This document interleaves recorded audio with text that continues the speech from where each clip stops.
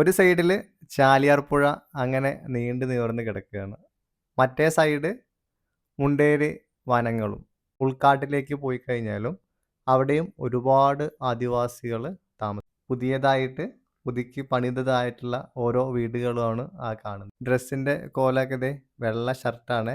ഏകദേശം കാപ്പി കളറായി മാറിയിട്ടുണ്ട്. മുണ്ടേരി അഥവാ മൗണ്ട് ഏരിയ എന്നാണ് ഈ വാക്കിനർത്ഥം. മുണ്ടേരിയിലേക്കുള്ള യാത്രയാണ് കേട്ടോ ഇന്ന്. എല്ലാവരും ഉണ്ട്. മോനിഷയുടെ വീട്ടിൽ പോയപ്പോൾ അവിടുന്ന് പോയതാണ്.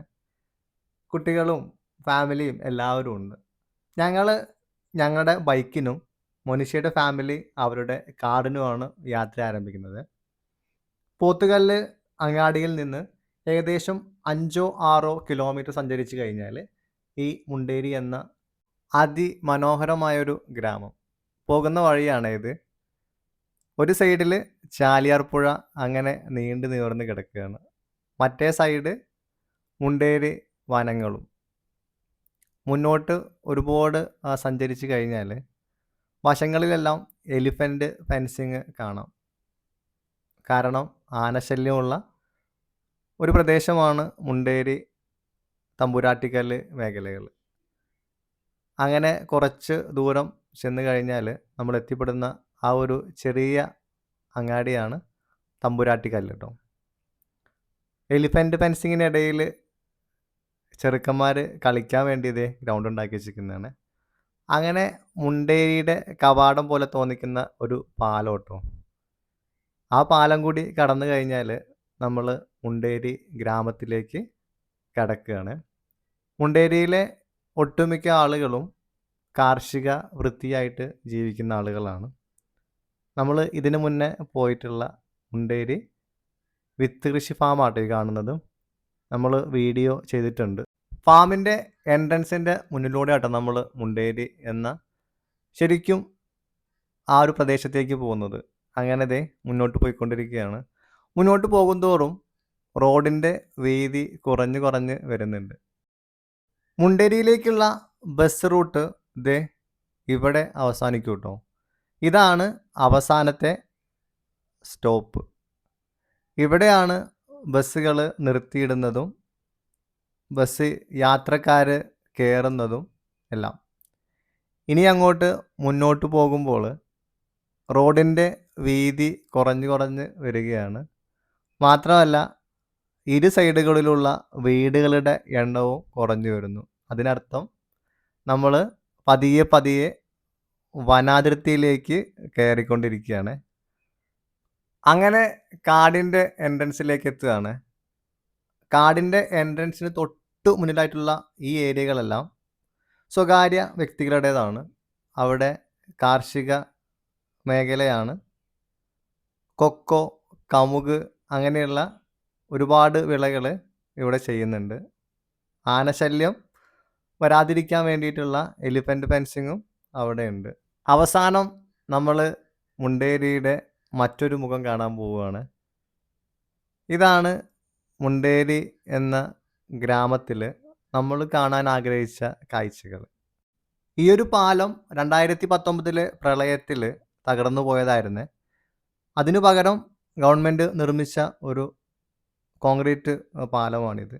ദേ അങ്ങനെ നമ്മുടെ കുട്ടികൾ പുറത്തോട്ടിറങ്ങുകയാണ്. പ്രത്യേകിച്ചൊന്നും കാണാനില്ല കേട്ടോ ഇവിടെ.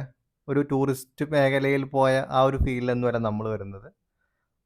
നമ്മൾ കാണാത്ത കാഴ്ചകളാണ്, അറിയാത്ത സംസ്കാരങ്ങളാണ്. അതുകൊണ്ടാണ് ഇവിടെ ഒന്ന് കാണാം എന്ന് വിചാരിച്ചത്.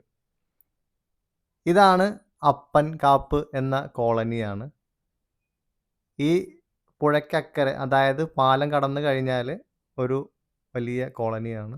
അതുപോലെ തന്നെ ഇതിലൂടെ അങ്ങോട്ട് പോയി കഴിഞ്ഞാൽ, ഉൾക്കാട്ടിലേക്ക് പോയി കഴിഞ്ഞാലും അവിടെയും ഒരുപാട് ആദിവാസികൾ താമസിക്കുന്നുണ്ട്. അവിടെ കൃത്യമായ ബോർഡുകളുണ്ട്.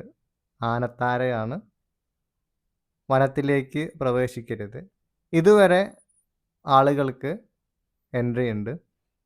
ഇനി ഇവിടുന്ന് അങ്ങോട്ട് കാടിനുള്ളിലേക്ക് കിടക്കണമെന്നുണ്ടെങ്കിൽ ഫോറസ്റ്റ് അനുമതിയോട് കൂടിയിട്ടോ അല്ലെങ്കിൽ പ്രത്യേക അനുമതി കൂടിയിട്ടൊക്കെ നമുക്ക് അങ്ങോട്ട് പോകാൻ പറ്റുള്ളൂ.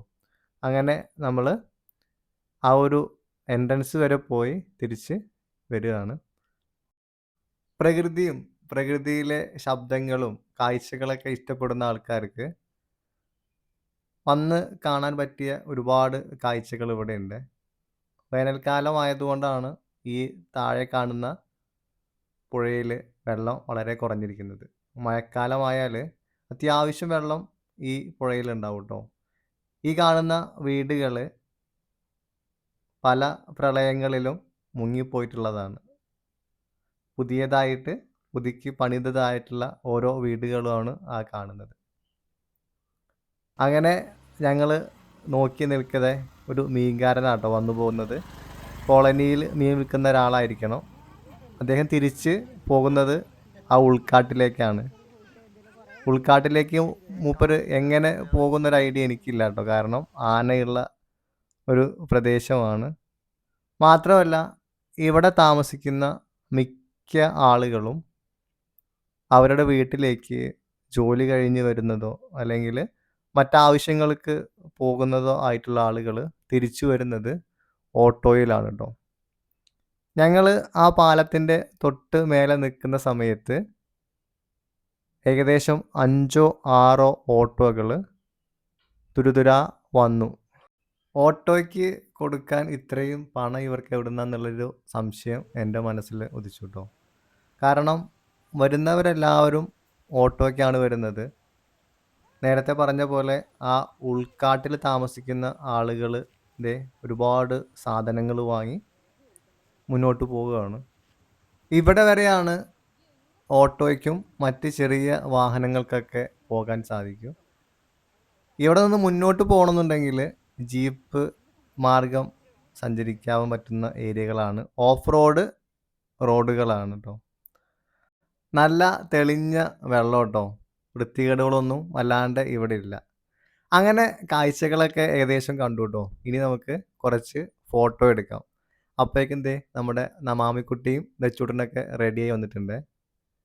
ഞായറാഴ്ച ദിവസങ്ങളിലോ അല്ലെങ്കിൽ അവധി ദിവസങ്ങളിലൊക്കെ ഇതേപോലെ നല്ല നല്ല കാഴ്ചകൾ കാണിച്ചു കൊടുക്കാൻ വേണ്ടി ശ്രമിക്കുക കേട്ടോ മക്കൾക്ക്. അങ്ങനെ വളരുന്ന കുട്ടികൾ, നല്ല സംസ്കാരം കണ്ട് വളർന്ന കുട്ടികൾ ഒരിക്കലും വഴിതെറ്റി പോവില്ല കേട്ടോ. എന്നതാണ് എൻ്റെ വിശ്വാസം. അപ്പോൾ കൊണ്ടുവന്ന ലുക്കൊക്കെ മാറി കേട്ടോ. കുറച്ച് കഴിഞ്ഞപ്പോഴത്തേക്കും ഡ്രസ്സിൻ്റെ കോലൊക്കെ വെള്ള ഷർട്ടാണ്, ഏകദേശം കാപ്പി കളറായി മാറിയിട്ടുണ്ട് കേട്ടോ. നമാമിക്കുട്ടിയുടെ മുടിയൊക്കെ നല്ല ഫ്രീക്കിൽ കെട്ടിക്കൊടുത്തായിരുന്നു കേട്ടോ. ഇപ്പോൾ കാണുന്ന കാഴ്ച നോക്കിക്കേ.